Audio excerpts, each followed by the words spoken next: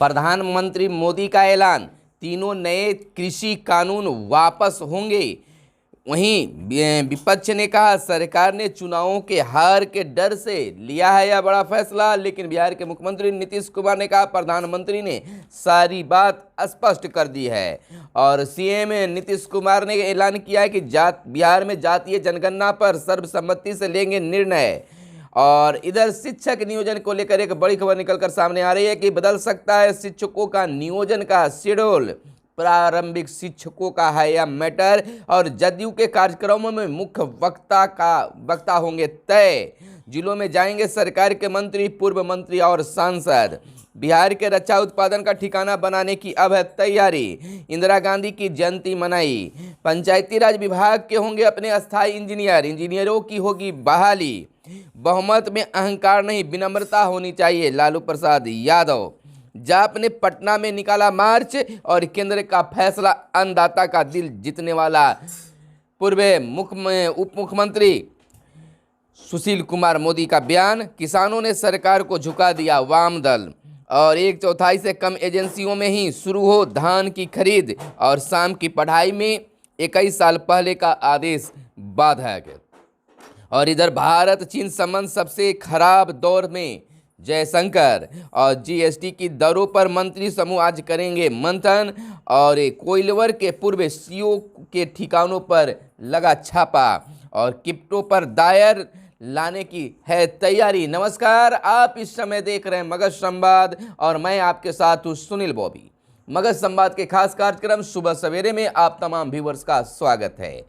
सुबह सवेरे में हम खबरों को लेते हैं अखबारों के पन्नों से। अखबारों में क्या छपा है और क्या है आपके लिए बड़े काम की खबरें, तमाम खबरों को आपके लिए लेकर आते हैं। लेकिन खबरों की सिलसिला शुरू करने से पहले आपसे आग्रह है कि अगर हमारे इस वीडियो को फेसबुक पेज पर देख रहे हैं तो फेसबुक पेज को लाइक कर लें। और यूट्यूब चैनल पर देख रहे हैं तो यूट्यूब चैनल को सब्सक्राइब कर लें। और वीडियो पसंद आए तो लाइक जरूर करेंगे। चलिए अब खबरों की सिलसिला शुरू करते हैं। बिहार में पंचायत चुनाव का दौर अंतिम चरण में चल रहा है। 8वें चरण के मतदान को लेकर सभी तैयारी पूरी कर ली गई है। 24 नवंबर को 8वें चरण का मतदान कराया जाएगा, जिसके लेकर तमाम तैयारियां पूरी कर ली गई है। सोमवार को कर्मचारी अपना रिपोर्टिंग देंगे। और दूसरी बड़ी खबर बिहार शिक्षा विभाग से है, जहां शिक्षक अभ्यर्थी अपने नियुक्ति को लेकर, काउंसलिंग को लेकर चिल्ला रहे हैं, सरकार से लगातार मांगे उठा रहे हैं। वहीं सरकार बदलते बदलते रह जा रही है, यानी कि उनका विचार बदलते जा रहा है। अब देखिए एक नई खबर निकलकर सामने आई है। बदल सकता है शिक्षक नियोजन का शेड्यूल। पंचायत चुनाव के कारण 14-15 दिसंबर को काउंसलिंग में असमर्थता जता रहे हैं जिले। और इधर विजय कुमार चौधरी बिहार के शिक्षा मंत्री का एक बड़ा बयान इसको लेकर आया है कि कुछ जगह स्थानीय पदाधिकारियों द्वारा पंचायत चुनाव के अंतिम चरण के संपादन के क्रम में कुछ कठिनाई बताई गई है। प्राथमिक निदेशालय द्वारा जिला प्रशासन से संपर्क कर यदि आवश्यक होगा तो उस हिसाब से नियोजन कार्यक्रम में परिवर्तन किया जा सकता है। देखिए बात पहले आ जा रही है और निवारण बाद में हो रहा है। तमाम चीज़ों को सोच समझकर ही शेड्यूल जारी करने की आवश्यकता होती है। लेकिन आनन फानन में कहिए या फिर अभ्यर्थियों को शांत करने के लिए इस तरह के बातें सामने लाया जाता है, मीडिया में लाई जाती है, बयान दिए जाते हैं, शेड्यूल जारी होने की बात की जाती है, लेकिन फिर उसमें बदलाव आ जाता है। 3 दिन पूर्व शिक्षा विभाग द्वारा प्रारंभिक शिक्षकों की नियुक्ति के लिए छुट्टी नियोजन इकाइयों के काउंसलिंग की घोषणा तिथि की एक बार फिर बदलाव हो सकता है, यानी तिथियों की घोषणा के बाद फिर बदलाव करने की बातें सामने आ रही है। इसकी वजह पंचायत चुनाव की जारी होने वाले प्रक्रिया में है। मैंने कुल मिलाकर कह सकते हैं कि जो शेड्यूल जारी किया गया था उस शेड्यूल में अब फेरबदल संभव है, क्योंकि अंतिम चुनाव यह चल रहा है। और अंतिम चुनाव में जैसे ही शेड्यूल जारी हुआ तो स्थानीय पदाधिकारी यानी कि जिला स्तर के पदाधिकारी जो हैं असमर्थता जाहिर किए कि क्या हम पंचायत चुनाव कराएं या काउंसलिंग में लगे। बात भी उनकी सही है। इस तरह से लोगों की ज़मीर से खेलना, लोगों के भाव विभोक्ता से खेलना, यह बेहतर काम नहीं है। शिक्षा विभाग को चाहिए कि हम सभी विचारों को लेकर ही मंथन करने के बाद में ही कोई तिथि का निर्धारण करे। इस तरह से तिथि निकालकर और पीछे मुड़ना, यह शिक्षक अभ्यर्थियों के लिए मजाक ही कहा जा सकता है। इधर पूरे दिन कल कृषि कानूनों को लेकर सोशल मीडिया पर बयानों का दौर जारी रहा। किसी ने अच्छा कहा, किसी ने कुछ कहा, तो किसी ने हार कहा, तो किसी ने जीत कहा। खैर, हम उसकी चर्चा न करेंगे, जो खबर है उसको हम बताने का काम करेंगे। पीएम मोदी का ऐलान, संशोधन देश के नाम संदेश में प्रधानमंत्री ने लिया बड़ा फैसला। सद्भावना ग्रुप पर्व के मौके पर कहा, यह समय दोष देने का नहीं है। घोषणा, एमएसपी को प्रभावी बनाने के लिए समिति बनेगी। तीनों नए कृषि कानून वापस होंगे। विकल्प, सुप्रीम कोर्ट में भी तीनों कृषि कानूनों को लेकर मामला विचाराधीन है।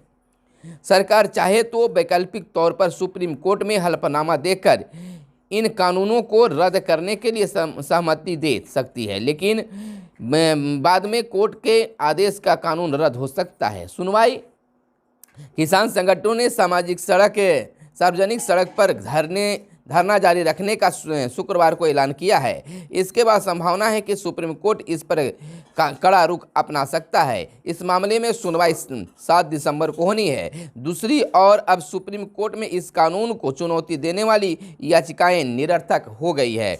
इधर प्रधानमंत्री ने कहा है कि केंद्र सरकार किसानों, खासकर छोटे किसानों के कल्याण और कृषि जगत के हित में और गांव गरीब के उज्जवल भविष्य के लिए पूरी सत्यनिष्ठा और नेक नियत से तीनों कानून लेकर आई थी, लेकिन अपने तमाम प्रयासों के बावजूद कुछ किसानों को समझा नहीं पाए हैं। इधर देखिए, 3 नए कृषि कानूनों के खिलाफ जारी किसान आंदोलन के बीच प्रधानमंत्री नरेंद्र मोदी ने 14 महीने बाद अंततः इसे वापस लेने का ऐलान कर दिया है। देश के नाम संबोधन में उन्होंने कहा है कि इस माह के अंत में शुरू हो रहे संसद सत्र में इन्हें रद्द करने का संवैधानिक प्रक्रिया पूरी कर ली जाएगी। यदि ऐलान हो गया है और संसद में बैठकर इसको वापस लेने की जो प्रक्रिया होती है उसे कर लिया जाएगा। एमएसपी पर समिति, प्रधानमंत्री ने न्यूनतम समर्थन मूल्य को प्रभावी एवं पारदर्शी बनाने के लिए एक समिति बनाने का भी ऐलान किया है। इस समिति के केंद्र और राज्य सरकार के प्रतिनिधि, किसान, कृषि वैज्ञानिक एवं अर्थशास्त्री इसमें शामिल होंगे। करो तो अच्छा, ना करो तो अच्छा, कुछ में भी सरकार को चैन नहीं है। देखिए, दूसरी खबर हम बता रहे हैं वो विपक्षियों का है। सरकार ने चुनावों में हार के डर से लिया बड़ा फैसला। जब कृषि कानून वापस नहीं लिए जा रहे थे तो मांग कर रहे थे, और जब मांग अब पूरी हो रही है तो इस तरह से, तो अच्छा को अच्छा कहना चाहिए और बुरे को बुरा कहना चाहिए। यह नीति पक्ष हो या विपक्ष हो अपनानी चाहिए। लेकिन खबर की बात कर लेते हैं। विपक्षी दलों ने कृषि कानूनों को निरस्त करने की घोषणा के बाद कहा है कि आगामी विधानसभा चुनावों में हार के डर से केंद्र सरकार यह फैसला करने को विवश हुई है।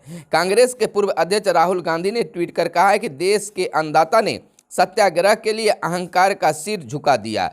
अन्याय के खिलाफ यह जीत मुबारक हो। जय हिंद, जय हिंद, जय हिंद का किसान।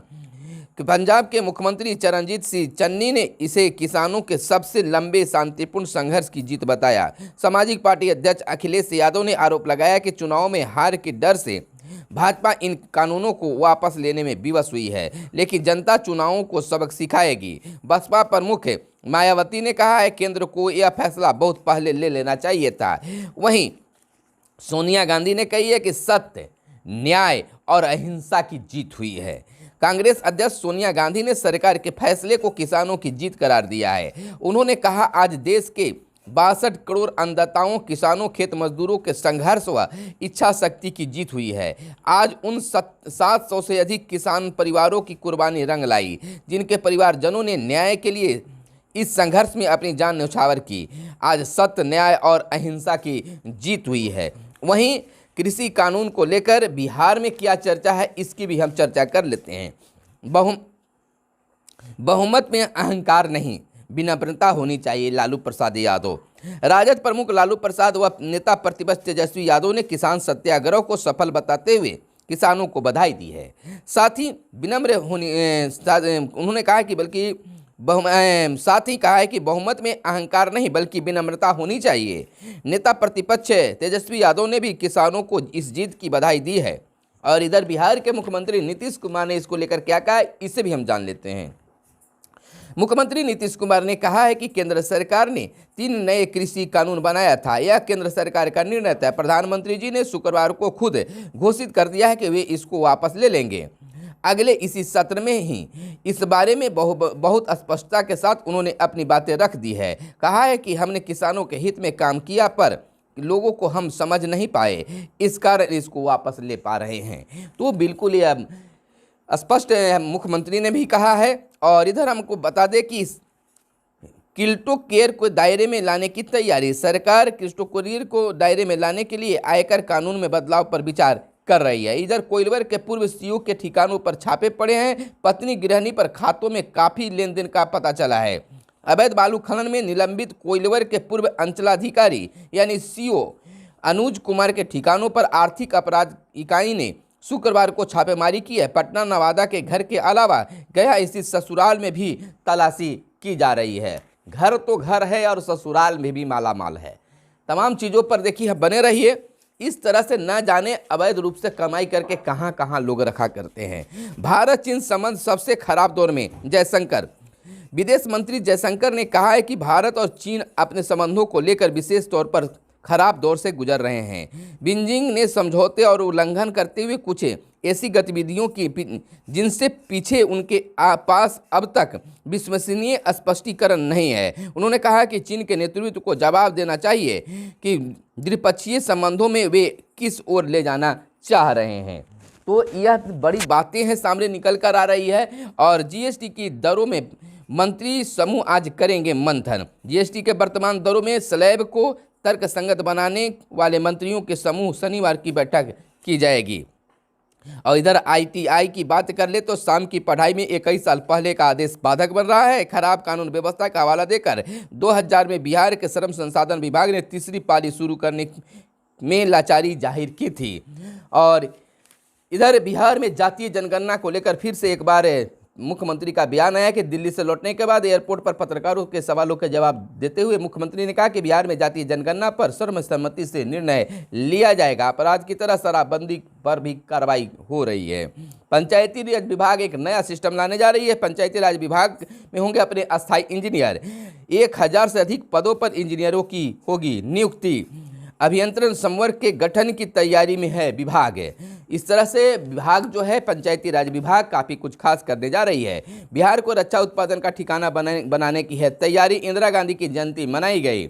और इधर आईएएस अफसरों को संयुक्त सचिव में प्रोन्नति। किसानों के संघर्ष के आगे झुकी सरकार। वीआईपी की 27 को गोरखपुर में सभा। और इधर बहुमत में अहंकार नहीं विनम्रता होनी चाहिए, लालू प्रसाद यादव का एक कहना है।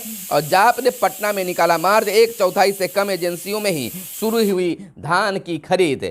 और इधर झारखंड पंचायत चुनाव और बिहार पंचायत चुनाव, जहां बिहार पंचायत चुनाव को लेकर अब सरगर्मी अंतिम दौर में है, वहीं झारखंड में अब पंचायत चुनाव को लेकर सरगर्मी तेज होने लगी है। और मध्य प्रदेश में भी चुनाव की सरगर्मी, पंचायत चुनाव की सरगर्मी तेज हुई है। तो आज खबरों में बस इतना ही। फिर मिलते हैं अगले वीडियो में, तब तक के लिए दीजिए इजाजत। धन्यवाद। जय हिंद, जय भारत, वंदे मातरम।